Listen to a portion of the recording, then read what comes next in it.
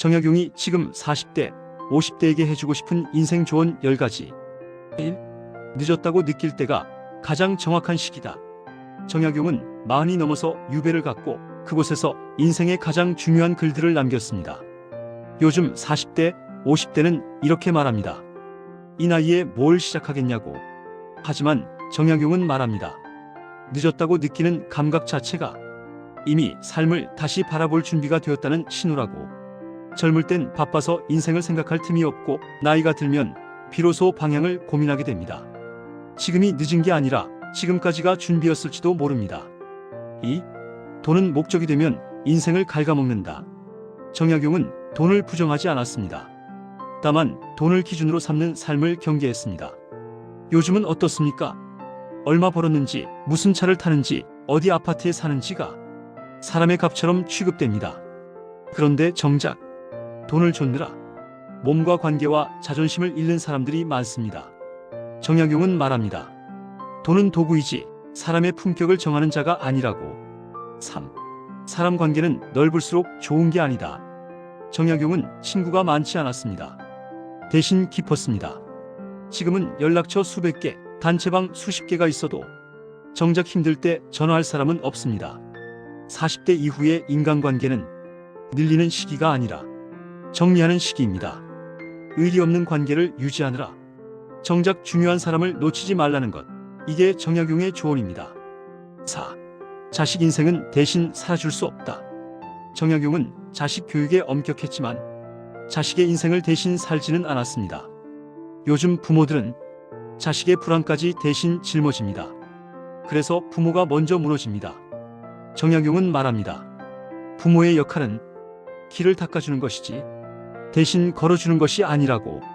자식을 위한다는 명목으로 자기 인생을 포기하지 말라는 말입니다. 5. 체면을 지키는 삶은 결국 무너진다. 정약용이 가장 싫어한 건 겉만 번지르르 한 사람이었습니다. 요즘도 비슷합니다. 힘든데 괜찮은 척, 없는 형편에 있는 척. 체면은 잠깐 살려주지만 인생은 장기전입니다. 정약용은 말합니다. 부끄러움을 감추는 살보다 부족함을 인정하는 삶이 훨씬 단단하다고. 6. 기준이 무너지면 인생도 무너진다. 정약용은 끊임없이 기준을 강조했습니다. 요즘은 다들 이렇게 말합니다. 다 그렇게 산다고. 하지만 기준을 남에게 맡기는 순간 인생의 방향도 남에게 넘어갑니다. 40대, 50대는 다시 기준을 세워야 할 나이입니다. 돈의 기준, 관계의 기준, 내가 나를 대하는 기준 말입니다. 7. 일하지 않는 나이가 아니라 의미 없이 일하는 나이가 문제다. 정약용은 평생 일했습니다. 유배지에서도 멈추지 않았습니다. 요즘 많은 중년들이 일은 하고 있지만 의미를 잃어버립니다. 정약용은 말합니다. 일은 생계를 넘어서 자기 존엄을 지키는 행위라고. 나이가 문제가 아니라 왜 이 일을 하는지를 잊는 것이 문제입니다. 8. 남과 비교하는 순간 인생은 피곤해진다. 정약용은 남을 부러워하는 걸 스스로를 해치는 일이라 했습니다. SNS를 열면 다 잘 사는 것처럼 보입니다. 하지만 남의 결과를 보고 자기 과정을 깎아내리는 순간 삶은 견디기 힘들어집니다. 정약용은 말합니다. 비교는 동기부여가 아니라 자기 파괴가 되기 쉽다고. 9. 고독을 견딜 줄 아는 사람이 강하다. 정약용은 긴 유배 생활을 버텼습니다. 그 힘은 고독을 견디는 능력이었습니다.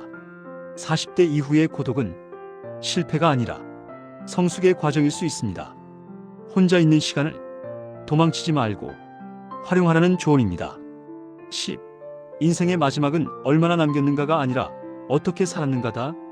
정약용은 죽기 전까지 자신이 남길 말과 글을 고민했습니다. 요즘은 남기는 재산만 이야기합니다. 하지만 기억에 남는 건 돈보다 태도입니다. 정약용은 말합니다. 사람은 결국 살아온 방식으로 기억된다고. 지금의 선택 하나하나가 미래의 나를 만든다는 것, 그걸 잊지 말라는 조언입니다. 정약용은 말합니다. 인생은 빨리 가는 사람이 아니라 끝까지 무너지지 않는 사람이 이긴다고. 40대, 50대는 이미 많이 버텨온 나이입니다. 이제는 조금 덜 흔들리며 살아도 되는 시기입니다.